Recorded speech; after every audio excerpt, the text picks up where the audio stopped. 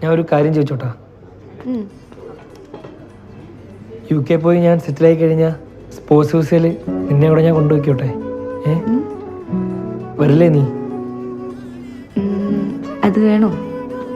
വാടി, അവിടെ പോയി സെറ്റിലാവാം. എന്നാ നോക്കാം.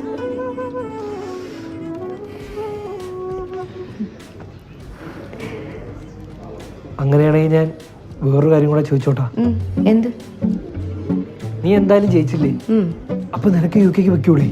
എന്നിട്ട് നീ എന്നെ കൂടെ സ്പോർട്സ് ഹൗസിലെ കൊണ്ടുപോകും.